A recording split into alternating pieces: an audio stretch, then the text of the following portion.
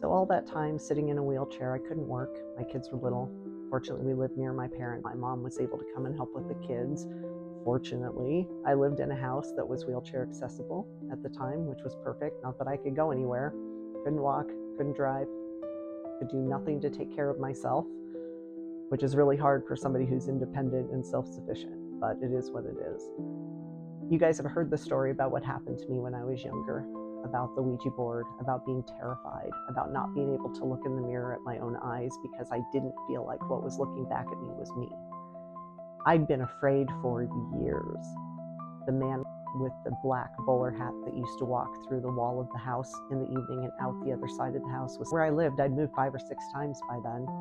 Still walked through the house a certain time every night and out the other wall. And I was a victim of this. I didn't know how to fix it. I'd seen the dead my whole life, but I had no idea what to do with that information or that I had any control over it whatsoever. And as I'm sitting there one day, the kids had gone to school and I'm just sitting in my wheelchair, reading a book, I noticed a man standing next to my wheelchair. At first I thought it was the dead man that lived upstairs that we were all afraid of because we had an upstairs that nobody ever went in. There were 2 bedrooms up there, but the house was so haunted, at least that part of the house, even the kids wouldn't go up there, not even to play with their toys. It was that bad. But he never came downstairs. He was always up in the stairwell or in the 2nd floor. So it took me a moment to realize that this was not the same person. I could see him, and he was looking right at me. He said, "Do you know what you are?" No, confused. He said, "Shaman." I'd never heard that word before. It wasn't part of my vocabulary. I might have heard it in a movie or read it in a book somewhere, but I had no idea what that meant.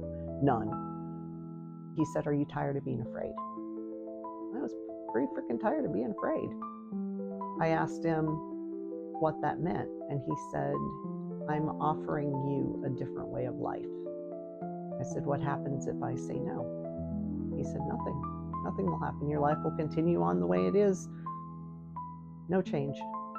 But if you say yes, everything will change." I asked if I could have a couple of days to think it over. He said yes and disappeared. And I gave it a lot of thought because remember, my only experiences up to this point had been terror. Within a couple of days, he showed back up and I said yes. And everything changed.